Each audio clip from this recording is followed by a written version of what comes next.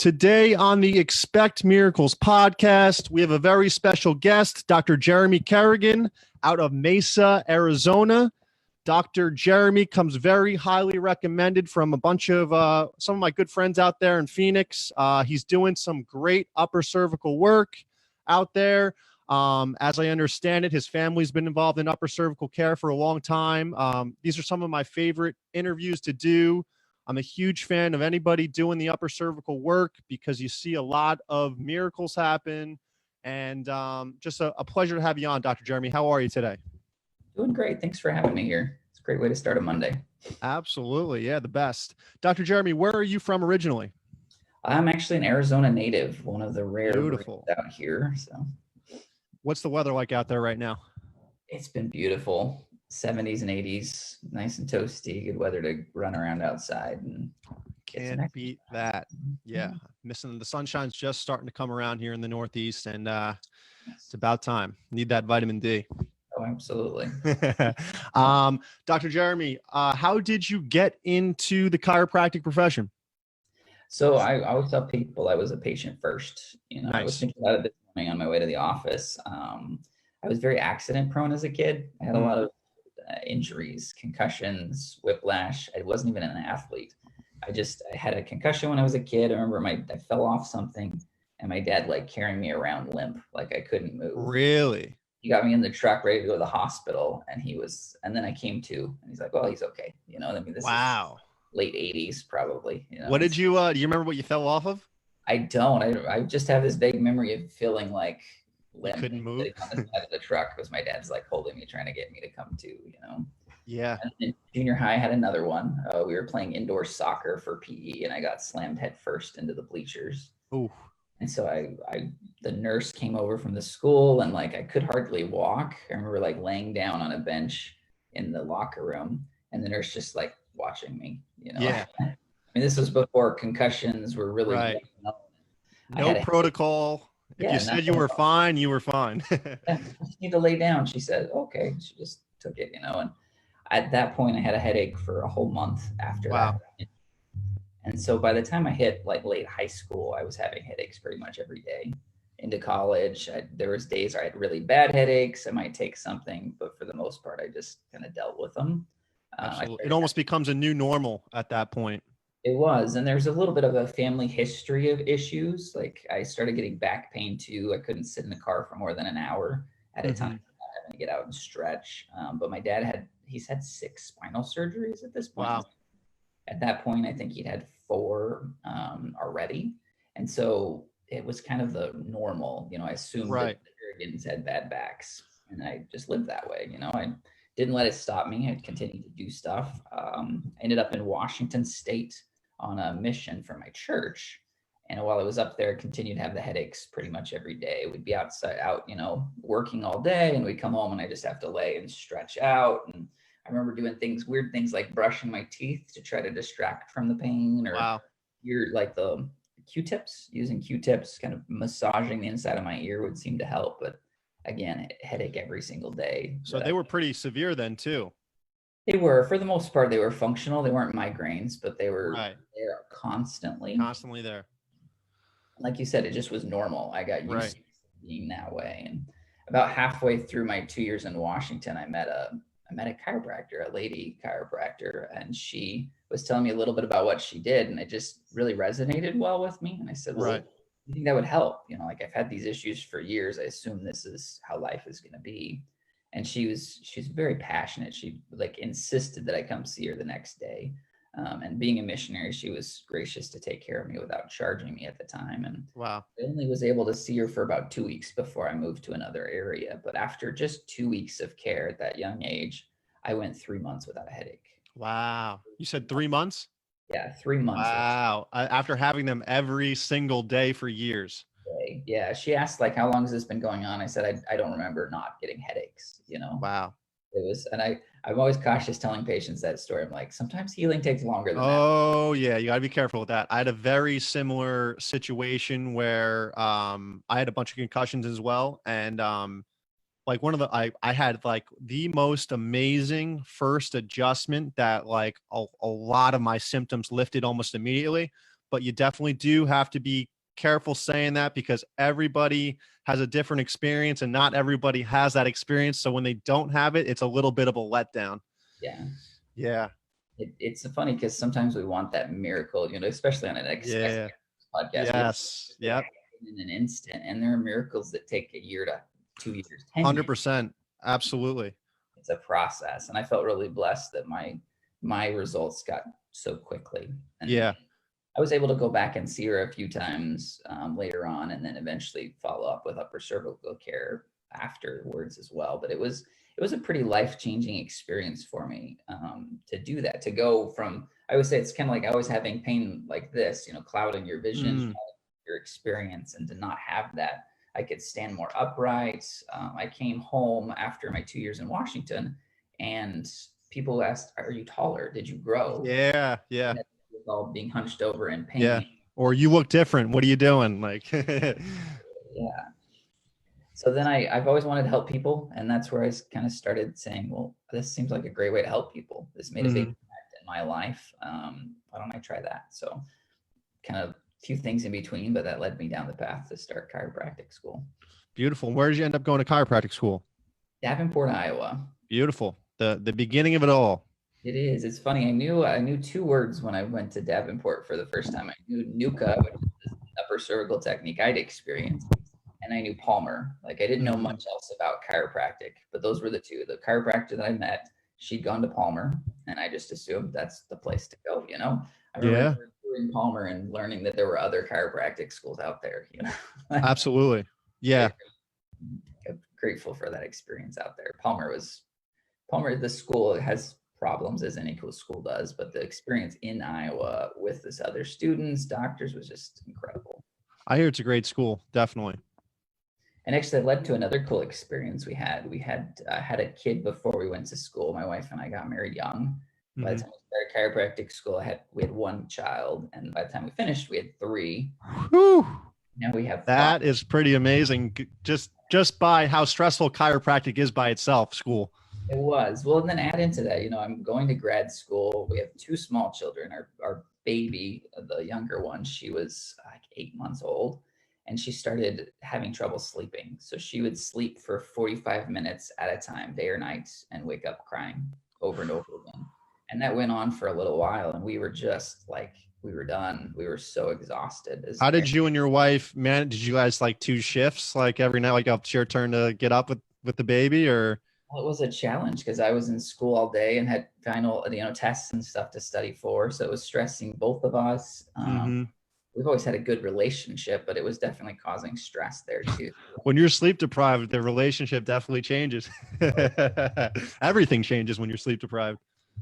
Right. And so we tried a bunch of stuff, and finally we had free care, as chiropractic students, you could go to the school. But I had this teacher. He's an upper cervical doc. He did Atlas orthogonal. Nice. 80 years old, still teaching. You said 80? Yeah, and he was still practicing. He had a practice across town, and so we set aside the free care. And we didn't have much money. We're poor students. My wife was a stay-at-home mom, so that means we were just living on a student loan income. And we drove over to his office, and he charged like $50. Wow, what a guy. But at the same time, like as poor students, it was a ton of money, but it was really fun to watch. So he takes my 8-month-old daughter on his table, and he's sitting there just kind of palpating and feeling her upper cervical area. And she just like laughs through the whole process. How old is your daughter at this point? Probably about 8 to 10 months old. 8 to 10 months. And she's laughing as he's around. Right behind, right base of the skull. And it's funny, I even asked him, I'm like, what are you doing? As a student, I want to learn this. He's like, wow, he'd been doing it so long, he couldn't like explain it to me. Right. But it was just amazing to watch. And then we took her home, and she went down to go to bed that night, and she slept for 6 hours straight. And the next night she was sleeping like 8 hours. It was just amazing to me. Just the power of a little bit of work here unlocked her potential. I mean, it was like, again, another life-changing experience. Now, Atlas orthogonal doctors, they use instrumentation. It sounds like she was way too young to be using the actual, so he was just using his fingertips? Yeah, they do like I can't remember what they call it, but they do some palpation to feel things along the tension here in the back of the skull, and they use that as part of their assessment. Nice. So what I figured out is he's doing a little bit of that, and then just kind of gently, just like a little, yeah. Yeah. Doesn't take much when they're that young. It doesn't take much when they're older too, right? Yeah, very true. For cervical, but it really didn't take much. I think we took her back once or twice more when she'd stopped sleeping, but it really set off a passion for me for working on little kids. I always tell patients they still know what normal is, you know? Right. 40 and you're getting an adjustment for the first time. It takes the body a little while to adapt to that. So the sleeping issues greatly improved, even sleeping through the night after that? Yeah, like I said, that night, 6 hours. The next night, she was sleeping 8 to 10 hours straight. Wow. It was amazing. Helping that one adjustment helped the entire family out there. It made it. I always think about that when I'm working on people, like the impact that we can have when we affect one human's health is not just that person. You know, when we get people out of pain, when we get people living their full potential, like it affects their whole influence, you know, a whole sphere of people, their whole world, basically. Absolutely. So you had this profound experience with yourself, a profound experience with your child with upper cervical care. What was next for you after getting through school? What did you want to do? So that was a very interesting time. It was a very when you're young and you're going through school, like you have clear next steps, you know? And so then when I got out of school, it wasn't as clear, like, here's the next step, you know? Jeremy, hold that thought. I'm just going to close my window. The landscaping guys around the corner here. Oh, nice.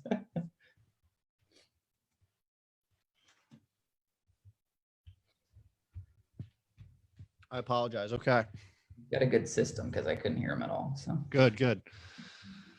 Yeah. So I finished school, and it was, one of my goals as a chiropractic student was to visit 25 different offices.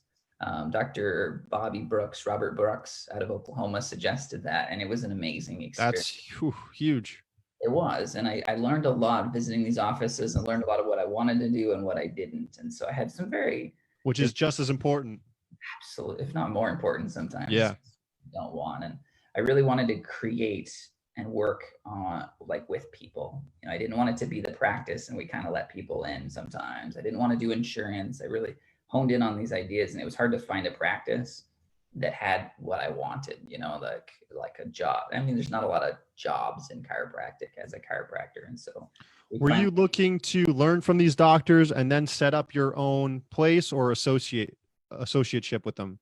A little bit of both. You know, at first I was just looking to learn from visiting these. And then I was looking for like a mentor relationship. You know, the whole master apprentice idea is something I love, you know, working with someone who's done it really well, and they're willing to teach. And so I looked around, I met with, like I said, 25 different offices. I seriously talked about working probably with about 10 different offices.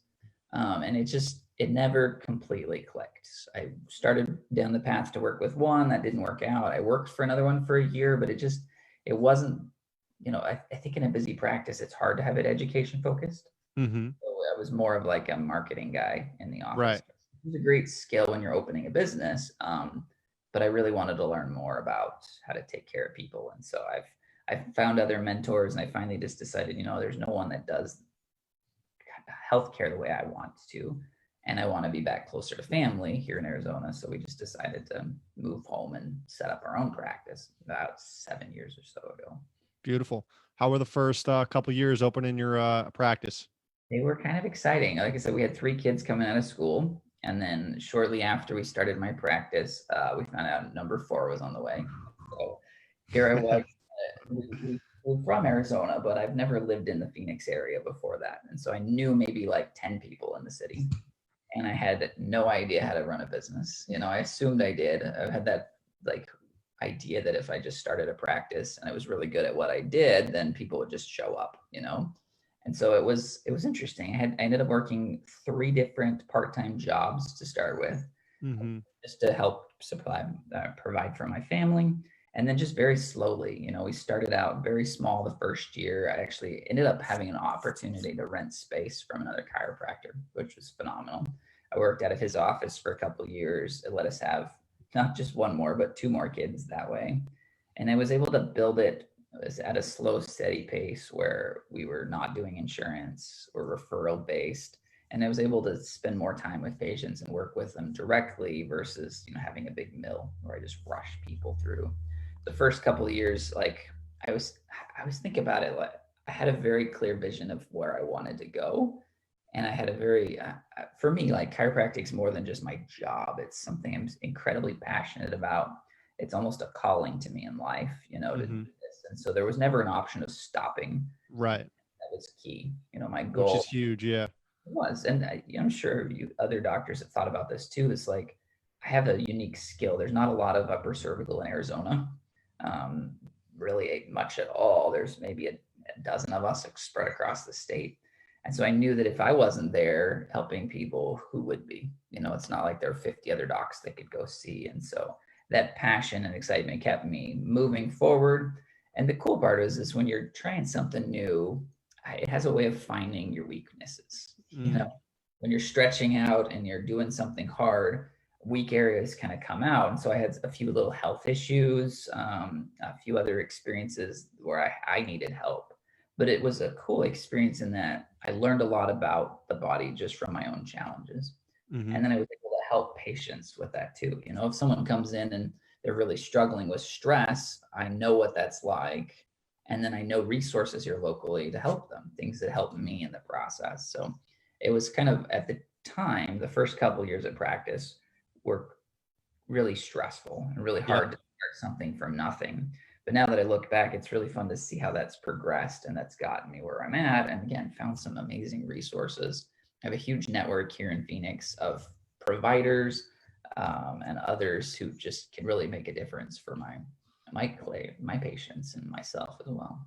Absolutely. I had a very similar experience with you. I worked for a doctor for 8 months, and the plan was for her to move the office, her to transition with me to the new practice and keep everything running smoothly.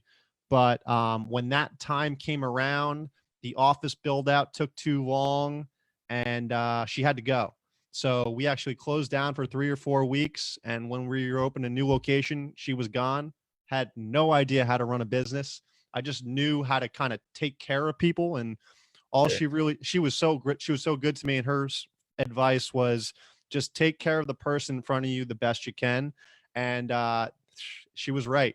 Just treat that person like it's a family member and do everything you can to get them better. And it was very stressful.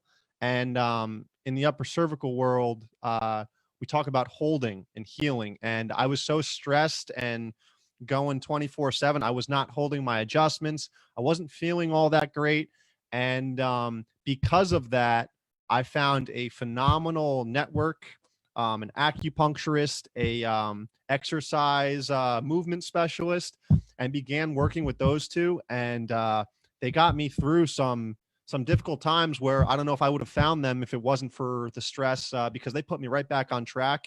And as you and I both know, especially today, it takes us a group of people to sometimes get people better. Absolutely. It takes a community, right? So absolutely. I had a very similar experience to that, but mine was kind of abrupt too. About 1.5 years into practice, I got in a car accident. Ooh. I was driving down the road, light turned green, I went through it, someone ran a red light and hit me. And at that point, I was adjusted several times a week. Mm-hmm. Like you said, holding is key. I usually hold my adjustment for a month or so at least. And suddenly I could hardly move. I couldn't see patients. And it kind of forced me out there to say, okay, what can I find to help me? And I found a great movement specialist, someone that was a neurokinetic therapist. Nice. And an emotional release facilitator that was life-changing, just to really help underlying stress. I'm also very empathetic. What's the word? Empathetic, yeah. It brings all their problems to me. It's like I have a hard time not. You absorb it? I do. And so it was wearing on me a lot. And I found resources to where I can kind of empathize, show compassion and love, but still not let that pull me down, where I can stay higher and I can give them resources to help them get higher without causing me some severe health problems at the same time. Because as we know, stress affects how your body functions. Absolutely. Dr. Jeremy, what kind of people do you have in your network to facilitate the upper cervical care? The two biggest ones that I refer to, the two things that I see affect the upper cervical the most are stress by far, and then muscle patterns, old injuries where the body's been distorted for so long, or they have been using compensating muscles for so long that the real ones have stopped working.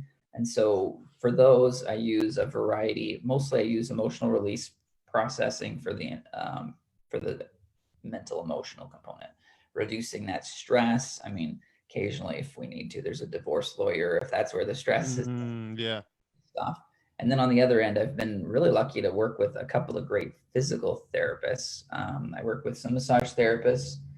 I have some actually that share my office space with me for some simple muscle releasing. And then I've got a fantastic physical therapist that I work with who does a lot of muscle testing to see, okay, this muscle's not firing. When you do this motion, this one's firing too much, and help rebalance that. And I find that's really huge. If the muscles are firing properly, they're not going to pull the spine out of alignment and keep the cycle going. Beautiful. Dr. Jeremy, can you touch on, so there's 7, 8, maybe 9 upper cervical specific techniques that you can fall into. I maybe 1 or 2 NUCCA practitioners on, but I'm a Blair doctor, so most people know what that is. Can you just go into specifically what NUCCA, NUCCA chiropractic is? Yeah, so NUCCA is it stands for National Upper Cervical Chiropractic Association. We just celebrated our 50th anniversary as a group. I think 2-3 years ago, something like that. It's been around a long time. They have a committee, and they have several committees that really kind of continually research what we're doing to figure out how we can do it better. And it's what's called an orthogonal upper cervical. So the idea is trying to get the head straight with the C1 and straight with the rest of the neck. So we do a series of very specific x-rays. I take them myself because I'm super picky about them, to find out exactly where things are at. And then I'm a math analytical background. I was a math major before I became a chiropractor. So we do a series of calculations to help figure out, okay, this is where it sits. What angle do we need to come in at to figure out how to get it corrected? Definitely. And it's from the person looking at a NUCCA adjustment, it looks like they're barely touching. It's a very light force on the neck, but it's able to rebalance the entire spine. It's a very powerful adjustment. It is. I a lot of times relate it to the Newton's cradles, where you have the 5 balls hanging down and pull one out, and the energy goes through the middle ones, but they don't move. And then the other one on the other end goes out. And that's kind of how the adjustment is, as we get set up and we're working on a patient, we don't move. There's no thrust involved. It's very gentle and subtle, but we're able to get the force in there and get it to move. I always have to tell patients the first time they're getting an adjustment, I say, 1, you've got to trust whoever sent you here, because you're going to think to yourself, that's it. That's all. And I've had patients who've been seeing me for years. They say, I still have no idea how you do it, but I do better when I'm in alignment, And I love those patients that say, that's all you're going to do. That's it. And it's like, yep. And then they go home and they're like, wow, what was that? Barely touched me. And then they start. Yeah, that's great. Well, it doesn't really take much, as you know. I mean, it's such a sensitive area. And if you know what you're doing, if you have enough background information, you're not guessing, you're very specifically working on that. And I think that's where the real magic happens. And Dr. Jeremy, as you stated before, you are one of few upper cervical doctors in Arizona. So you probably get people coming from far distances. What do most people come to see you for? What conditions do you see a lot in your office? That's a good question. We did an average. Our average person in the office drives 37 miles one way to see us here in Phoenix. Phoenix is a huge metropolitan area. So 37 miles could be across town, but we do have a variety, and it's fun. One of the things I love most about my practice is we have never been like a niche where we see one specific thing over all of the others. Every person coming in has a different problem, which is a lot of fun. I'd say some of my most common are headaches. That's one of the things I'm passionate about personally. Right. Who's better to help them out with that than you? We do see also a lot of vertigo issues in the office. especially when they can't figure out what's going on. They've tried a variety of things. And then just this last 2 weeks, I've just seen a ton of babies for colic issues, not sleep. Nice. My favorite thing to work on, I'm sorry, I dropped my pen. My favorite thing to work on is probably torticollis in a baby. I just love Really? how quickly it responds to upper cervical. I mean, the babies will come in, their head's sitting like this, and they'll leave nice and straight. Now, with that adjustment, obviously depending on how old they are, do you do a similar, what's that adjustment look like? I really do the same NUCCA. I have them lay on their side. I don't do like that doc that worked on my daughter. Haven't learned enough about that. I just find that doing a simple setup, have the baby, we'll have the mom or dad hold the baby on the side, kind of gently nudge the atlas. Yeah. Do several checks to figure out which side to work on and just kind of gently nudge it. So I always tell the parents, like, the baby still knows what normal is, Right. What are some of your checks? Because some of the baby checks can get pretty out there. Do you do the one where you hold the baby by the 1 foot and they have them turn their head? I have never done that. Do a simple leg check. I use my fingers to straighten out the legs and check for any imbalance there. And then I figured this, I can't remember where I learned this a few years ago, but I do cervical range of motion with the baby. I have them lay on their back. And this one's really fascinating for the parents to watch, because often when they have a misalignment of their spine and you turn the head one direction, the body will go with it. It's quite a bit. And then the other way, particularly if they're stuck more in like sympathetic dominance. I had a baby that was stuck, I think, more in parasympathetic dominance. They said, oh, the baby's really chill. He just lays there. I'm like, well, something shut down. And he could move his head anywhere we wanted to, and he just laid there. He didn't move much. Right. Most babies, what I find is, and this is a fun one that parents can do at home too. They lay the baby on the back, just kind of get a hold of the head like this, and then just turn the head right and left. And what they'll find is they'll turn one way and it'll move fine, and then they'll turn the other way and the whole body will turn. And when that happens, what is that telling you? That tells me they're misaligned. They need an adjustment. Does it tell you what side per se? Not so much. I mean, I could look and probably extrapolate some rotational things. Mostly what I find with babies is just it's not as key to figure out all the details with babies, just because, again, they know what normal is, and they don't, like with adults, we have this whole, and most NUCCA is based off of upright position.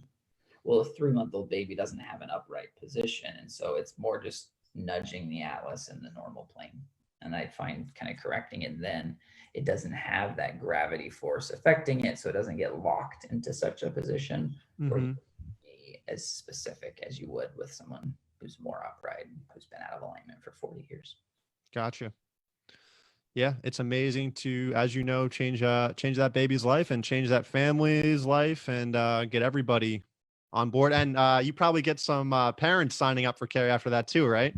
Yeah, I was just thinking, I had a fun experience a couple of years ago where it was twins. And so I ended up taking care of most of the family, but it started out with dad first. They were about ready to move. So the twins were number 4 and 5 in the family of kids. And the dad had just started a new job. They were moving and and then they just had twins, So like their life, and dad threw his back out, he's fine, right around 30. And I get a call from his wife that says, I need my husband back. Can you see him now? And so he comes in, and he can't even stand up. He's hunched over in a lot of pain. We got to work on him, and he was doing great. And then the baby having issues. So one was super colicky, was throwing up over her outfits all the time. And then the boy had torticollis. His head was kind of stuck to one side. And the parents I don't do insurance in practice. And so they called and they said, they were interested, but they ended up going to see another chiropractor who did insurance. They took the baby with torticollis to a physical therapist. Ended up spending several $100s on these 2 little kids in this stressful time of transition for them.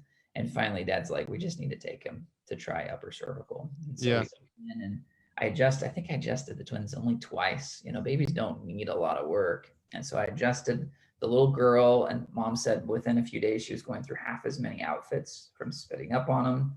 And then the little boy, his torticollis went away super fast. It literally took 2 adjustments to get that kid back where he needed to be. So it was fun to impact the whole family. And that was even one, where I don't do it very often, but I did a house call because they were just down from the office, and Yeah. dad trying to get all 5 kids out the door to bring them to the office. Difficult. Yeah. Why don't I just come by, So I was able to like adjust them on the floor in the house, and it was a fun experience. Yeah. House calls can get a little tricky because you're in their domain and chaos can ensue. Kind of fun to see people in their natural elements. Yeah. Yeah. So Dr. Jeremy, anything else you would like to touch on? I know you said you like to setting goals is something important for you in the business world. And yeah, and I've been thinking a lot about this lately too, is just being creative, and sticking with things. A lot of times I think when we set a new goal, whether it be health goal or we're starting a new business or we're trying to make a family goal, like we always quit too soon and we underestimate the amount of effort it's going to take to get there. I saw this with myself. I assumed when I started a practice that it would take this much effort. Well, it took 10 times that, and well, at the same time, this much effort and this much time when it's like this and that. Yeah. Yeah, I look at my projections of what I was gonna like do, and I just laugh. I'm like, it was completely unrealistic. But I feel like the same's true when we're working on our health. We assume that, hey, I'm gonna make this dietary change, and a week later, I don't feel any better. So right. Probably. Or with some people, I've been doing it for 3 days and just no changes. What's going on here? Yeah. And that's the thing. It's like we've got to figure out what's going on and then stick with it. I remember reading Andrew Wheel's book about breathing. He wrote a really cool book about breathing. And he said he did an evaluation on a friend of his, and he determined, I think breathing is going to be your key to getting better. And he says it was. He said, then he goes on, he says, it took 2 years to get this guy where he wanted to go. And if you think about it, I mean, depending on how old we are, if you've had this habit going on, I'm 36. If I've had this habit going on for 35 years and I spend a week trying to change it, is it really going to make that big of an impact? So one of the biggest things I try to encourage people to do in the practice, but also in life, is just stick with something, give it time and effort. Yes, you may have to change things a little here and there, but don't bounce back and forth to all kinds of different directions. You're not going to get where you want to go that way. Right. I remember when I was going through my upper cervical healing process, I was going up and down and plateauing and up and down, plateauing. And I remember very bluntly looking at the guy that got me better, Dr. Drew Hall in California. I was like, how long is this going to take? Like, I've been coming here for like 3 or 4 months. Like, what's going on? And I've gotten better, but like not where I thought I was going to be at this point. And because he went through the same thing I did. And he's like, I'm going to be very honest with you. It took me about 1.5 years to like fully feel like myself again. And I was like, and I thought to myself, I was like, I don't have that kind of time. Like, I don't have 1.5 years. But what he said was very true, where it's not like it's all going to go away like that. You kind of, every couple weeks, it keeps getting better and better and better until you just kind of look in the mirror one day, like, oh, wow, headaches are gone. Brain fog's gone. It's a little bit of a process, and that 1.5 year, 2 year mark can sound like forever, but you're going to be healing through those. There's going to be time frames where you're just going to be doing a lot of healing. So I usually go over the rule of thumb that Dr. Brooks gave me years ago was for every year of misalignment, it takes the body a month to heal. Yeah, I've heard that one. I try to go over that with patients. It's interesting to see a look on their face. They're like, so you're saying 5 years? Yeah. Yeah. Yeah. Not that you're not going to feel results and you're going to get better. But if we wanted to really maximize how you're doing, like that's what I would say. Stay under care for 5 years. Obviously, you're not going to be here every single week for 5 years. You're going to get to a couple of months. You come in for a tune-up. Yeah. Good. That's where like more maintenance mode. But if you really did that, you'll see much better results sticking. Absolutely. True healing takes time. Absolutely. Because I'm sure you see too that when you start something, you get that immediate relief, Go to the gym. I mean, you get sore, but you start feeling really good. Most people drop off when it plateaus. Yeah. Not feeling a huge change. Well, there's no room for huge changes. It's subtle changes at that point. Or I've seen a lot of people that we work on them the first time and things just get really good. Well, then what happens? The body goes into healing mode and things get really bad for a while. Yeah. I had a patient a few years ago. He severe nerve issues in his shoulder and down his arm. I worked on him the first time. He had a whole hour worth of relief afterward. Second time, he had about 10 minutes. Third time, nothing. And then it went on that way for like 3 or 4 months. Nothing, no change in the symptoms. And I went over with them. I said, no, we know we're on track because we got relief to begin with. Your body just has nerve issues, a lot of stuff going on. We need to be patient with the process. And he was, and he wasn't at the same time. You know, he stopped coming quite as often, but I was chatting with his wife one day and she says, yeah, he ended up having a steroid shot done. And so I called him up and I was asking, he says, yeah, I did get the steroid shot. He says, but honestly, I was feeling better before this. And this was probably about 4 or 5 months after I started working on him. And I said, well, what do you think was the big key? He's like, well, what you were doing, you know, working on the spine was doing it. It just was taking longer. So I always share that patient experience with people to say, hey, we're not looking for the quick fix. I loved it, you know, and I don't remember where I heard this, but I remember someone said, if we could fix you in one adjustment, we'd have a line out the door. Yeah. Kind of thing. Yeah. And also I found out if people have upwards of like 10, 15 neurological symptoms, they tend to only focus on the worst one. So like when people come in, they're like, what is going on with this brain fog? I just can't think. It's like, well, how are your headaches? Oh, they're gone. Well, how's the vertigo? Oh, no, it's gone. I'm talking about the brain fog. It's like, well, listen, let's look what's getting better here. Which direction are we going? Yeah. So human nature, we focus on the problem and what's wrong when there could be 1,000 things going great around us, but that one problem's still there. We definitely forest for the trees, essentially. Definitely. Dr. Jeremy, so how do you set your goals and try to accomplish everything you're setting out to do? Well, it's a process. You know, I mean, it's fun to work. I like to work with people, you know, and on setting my goals, I find accountability is really key, and keeping that as a group. Like tomorrow I'm meeting with my staff and we're going to set goals together, see where my staff wants to be, and then see where I want the practice to be. And then kind of work in that way. I had a cool experience a few years ago where I find writing goals down is huge. I wrote a goal down. I said, I'm going to make this much in the office. And when I do that, my wife and I are going to go to Disneyland together. You know, it was one of our favorite places. It's just a few hours down the street. And then honestly, I forgot about it. You know, I have notebooks full of stuff. I kept going. And probably about 6 months later, I was going through an old notebook and I came across that. And I just had to like step back for a second. I looked at it and I said, well, we've been hitting this number every month, like this number that I set out. And then my wife and I had literally just gotten back from Disneyland together. Nice. It was this intention we'd set, and it worked really well. What are some of the questions you asked your staff for their goals? It's fun you asked that, because I've run the practice on my own for quite a long time. And so this is my first time in a little while having a staff member that's really committed to our vision. So we're going to play around with it tomorrow. Nice. I'm all for kind of experimenting and seeing how it goes. I've asked her, she's actually been an intern. She's a 50-year-old college student. So she's just nice. Good for her.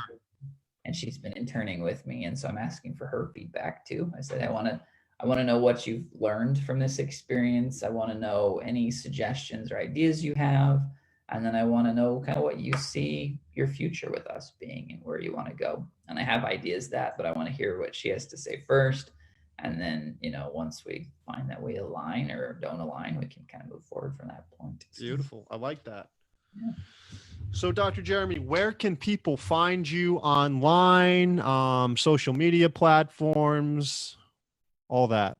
So my practice is the Chiropractic Wellness Institute here in Arizona. azspinalcare.com is my website. If they're living somewhere else and they're curious about upper cervical, there's upcspine.com, right? And then NUCCA itself has a website, NUCCA.org.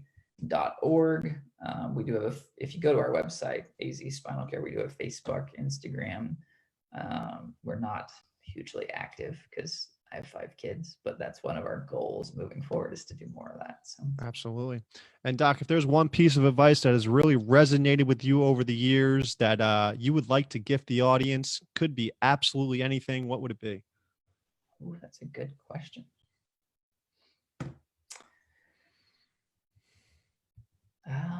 That's funny because as like you asked that, I have this quote on my desk that says, see if I can get it in there. Is it backwards on your screen? Go confidently in the direction of your dreams. Live the life you've imagined. Yeah. And I feel like that's one of the things a lot of people miss in life is they don't go after their dreams and they don't put enough effort in. They may try a little bit, but they kind of get stuck where they're at. And that's something my parents actually instilled in me as a teenager, as a kid. Neither of them loved their jobs. They were kind of just there. They both had other things they would have loved to do in life, but they took the first job they could get, out of high school, and they just stuck with it. My dad still works in the same place. My mom's been somewhere for 20 something years, and there's things they love about it, but they always told me, go off, get an education, do what it takes to do what you love. And I did, and it's kind of fun. It's not easy. It's not this simple process. Living your dream isn't about, sitting in a big mansion, driving fancy cars. It's about working hard to make an impact. And I think that's been probably one of the most influential things I've done in my life. Beautiful. Well, Dr. Jeremy, thank you so much for coming on. Love your story. Love all the information you gave out today on upper cervical chiropractic, NUCCA, your own story, how it's helped you, your family, and all the great work you're doing in the greater Phoenix area. Thank you so much for coming on, and I would love to have you back on anytime. Sounds great. Thanks, Doc. I appreciate your time. Thanks for having me. You're welcome.